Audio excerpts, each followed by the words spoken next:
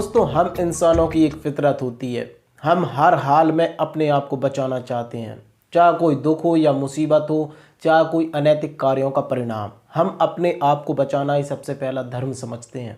In fact ये सिर्फ हम इंसानों की फितरत नहीं होती, ये जानवरों की भी होती है। मतलब कि जिस शरीर में जान है उसमें ये फितरत पाई जाती है। अपने आप को हर हाल में बचाना चाहता है। सपोज करो कि आपके हाथ में एक लाठी है और आप सड़क से गुजर रहे हो, आप केवल चल कर जा रहे हो, लेकिन आपको किसी गाय ने देख लिया या किसी डॉग ने देख लिया, तो वो ये समझेगा कि आप उसे मारने जा रहे हो और वो अपने आप को बचाने के लिए वहाँ से भागेगा। लेकिन मैं आपसे अगर कहूँ कि हर कभी ये नहीं हुआ। इतिहास में एक ऐसी घटना भी मौजूद है जहाँ इंसानों ने अपने आप को बचाना पहला धर्म नहीं समझा। मतलब कि इंसान की फितरत होती है, उसके अगेंस्ट लोग गए थे।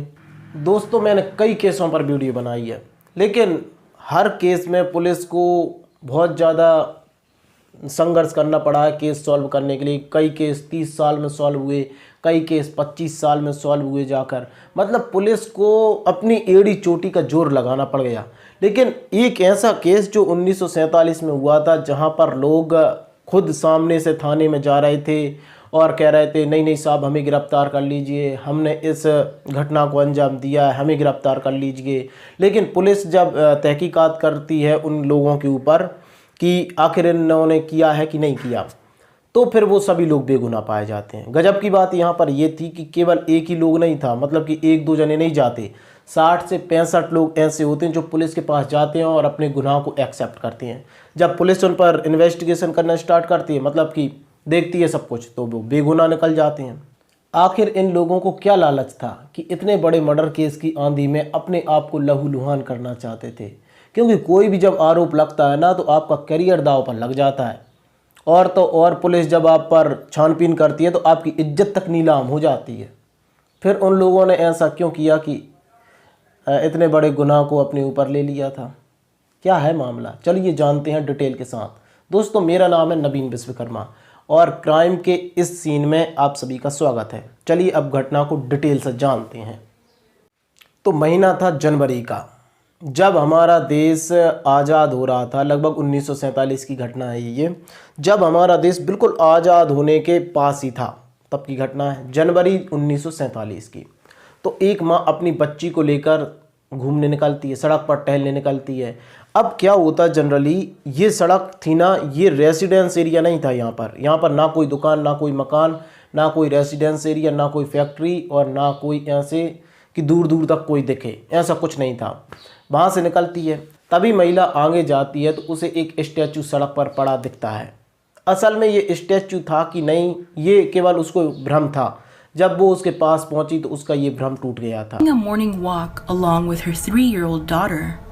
Midway down walking the block, Betty noticed something pale. Murders in history. Almost a century ago, Elizabeth Short's dead body was found chopped into 2 complete halves and अब जैसे ही वो महिला उस स्टैचू के पास पहुंचती है तो अपनी बच्ची की आंखों को दोनों हाथों से ढक लेती है। मतलब कि वो अपनी बच्ची को वो स्टैचू नहीं दिखाना चाहती थी। असल में वो कोई स्टैचू नहीं था, वो एक लड़की की बॉडी थी और वो इतनी भयानक तरीके से थी, वो नहीं चाहती थी कि इसका नेगेटिव इफेक्ट उसकी बच्ची पर पड़े, इसलिए उसने अपनी बच्ची की आंखों को ढक लिया। About 75 men listed in the address book that was sent to the Los Angeles Examiner. The majority of them said they'd met Short only briefly, going out on a dinner date or to For decades. Betty grabbed her daughter and rushed to a nearby home. जब इस महिला ने ये सब कुछ दृश्य देख लिया था तो पास के घरों में जाती है और लोगों को इसकी सूचना देती है। लोगों ने इसकी सूचना लॉस एंजल्स पुलिस को दी। मौके पर पुलिस आती है। पुलिस जब आती है तो वो भी हैरान रह जाती है, क्योंकि उस लड़की की जो बॉडी थी वो 2 हिस्सों में कटी थी। मतलब कि जो कमर से नीचे का हिस्सा अलग और ऊपर का हिस्सा अलग, और फिर ओंठों को यहाँ से काटा गया था, यहाँ से लेकर यहाँ तक का, और वो भी इतना शार्प कि बिल्कुल आप डिजाइन बनाते हो कि एक भी उसमें से यहाँ ना हो जाए, इतना शार्प, इतना अच्छा। तो कोई डॉक्टर या कोई अच्छा जो इस चीज़ों की महारत हासिल करता वो ही कर सकता है। आप जैसा और मेरे जैसा तो बिल्कुल नहीं कर सकता, अगर आप एक डॉक्टर नहीं हो तो। मतलब कि ये काम किसी डॉक्टर का हो सकता था, ऐसा पुलिस मानती है। अब पुलिस के पास सवाल तो कई थे लेकिन जवाब सिर्फ अंडा। अब पुलिस क्या करे? तो पुलिस ने सबसे पहले तो सोचा कि इस लड़की की पहले तो पहचान की जाए, और पहचान करने के लिए उसने FBI के पास इस लड़की के फिंगरप्रिंट और कुछ फ़ोटोज़ भेजे। लेकिन FBI से पुलिस ने उम्मीद लगाई थी कि लगभग FBI हमें 9-10 दिन बाद इसकी सूचना देगी। ठीक है, अब आप लोगों को अगर मैं बता दूं कि FBI क्या है, तो FBI वही है जो इंडिया में CBI की हैसियत है, वही USA में FBI की है। लेकिन FBI मात्र 56 मिनट में इसकी सूचना दे देती है कि ये लड़की कौन है। घटना स्थल पर पुलिस जाती है तो वो देखती है कि क्या गजब की बात है, मतलब कि इतना कुछ हो गया लेकिन यहाँ पर खून की एक बूंद भी नहीं पड़ी, और तो और इस बॉडी में भी खून बिल्कुल नहीं है, जैसे कि कोई ने इसको निकाल लिया हो। इस केस ने इतनी ज़्यादा पॉपुलैरिटी हासिल कर ली थी अमेरिका में कि 4 से 5 महीने तक अखबार के हर फ्रंट पेज पर इसके छपती थी। एक लड़की जो कभी एक्ट्रेस बनने का सपना देखती थी और चाहती थी कि वो एक्ट्रेस बने और बहुत फेमस हो, वो जीते जी फेमस नहीं हुई, लेकिन मरने के बाद इतनी फेमस हो गई थी कि आज भी ये केस अमेरिका में उन फेलियर केसों में काउंट किया जाता है जो सॉल्व नहीं हो सके। अब एलिजाबेथ शॉर्ट कौन थी, हम उसके बारे में कुछ जानते हैं। शॉर्ट का जन्म 29 जुलाई 1924 को हुआ था और वह अपने माता पिता और 4 बहनों के साथ बोस्टन के बाहर पली बड़ी थी।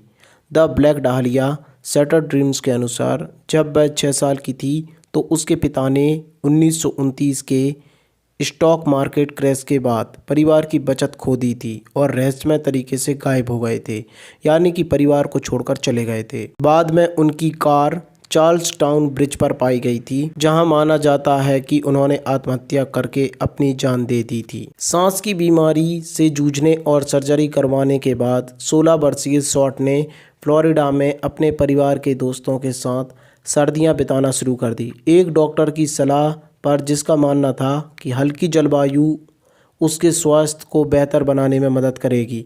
आखिरकार शॉर्ट ने हाई स्कूल छोड़ दिया और नियमित रूप से अपने प्रियजनों से मिलने जाती थी। शटर्ड ड्रीम्स के अनुसार 1942 में शॉर्ट की मां को अपने पति से माफ़ीनामा मिला, जिसे 1 दशक से ज़्यादा समय से मृत मान लिया गया था। नोट में उसने कहा कि उसने उत्तरी कैलिफोर्निया में एक नया जीवन शुरू किया है। इसके तुरंत बाद जब शॉर्ट 18 साल की थी तो उसके साथ रहने का फैसला किया, लेकिन वह ज़्यादा दिन तक नहीं रही अपने पिता के साथ और 1943 में वहां से चली गई। शॉर्ट फिर से कुछ समय के लिए फ्लोरिडा चली गई, फिर कथित तौर पर अभिनय के सपने को पूरा करने के लिए प्रयास किया और लॉस एंजल्स आ गई और लगभग 6 महीने तक लॉस एंजल्स रही और फिर मारी गई।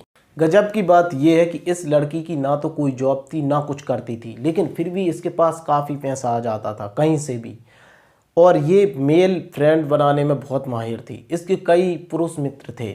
इसके कई मेल फ्रेंड होने का कारण भी ये था कि ये पहली बात तो बहुत सुंदर थी, दूसरी बात पुरुषों को बहुत ज़्यादा एफर्ट्स नहीं लगाने पड़ते थे, ये खुद उनकी फ्रेंड बन जाती थी और सब कुछ पैसों का खर्चा उनसे ही निकलवा लेती थी, और इसके पास इस वजह से काफ़ी तरलता आ गई थी, मतलब कि पैसे काफ़ी हो गए थे। इसके रूममेट, होटल क्लर्क और बारटेंडर बताते हैं कि ये काफ़ी शांत लड़की थी, किसी को कुछ नहीं बताती थी, ना किसी इसे कोई समझ सकता था और ना ये लोगों को समझना चाहती थी, कभी ये बात नहीं करती थी, बिल्कुल शांत रहती थी। इसके सीक्रेट इसके पास थे, ना लोगों को जानना चाहती थी।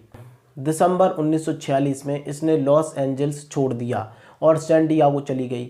सैन डियागो में डोरोथी फ्रेंच नाम की एक महिला से इसकी मित्रता होती है। मित्रता ऐसी होती है मतलब काम चलाऊ टाइप की, और ये उसी के मकान में किराए से रहने लगती है। डोरोथी फ्रेंच नाम की ये महिला होती है, इसे ये बताती है कि एक मेरा बॉयफ्रेंड है, वो मेरा पीछा कर रहा है, इसलिए मैं थोड़ी परेशान हूँ, तो बस वो रहने की इजाज़त देती थी। हाँ, अब एक दिन 2 लोग अचानक से आ जाते हैं। डोरोथी फ्रेंच को इसने पहले के बाद बता के रखा था कि मेरा बॉयफ्रेंड मेरी तलाश कर रहा है, तो डोरोथी फ्रेंच कुछ नहीं बताती, और उस दिन ये लड़की बहुत ज़्यादा डर जाती है, यानी कि एलिजाबेथ शॉर्ट।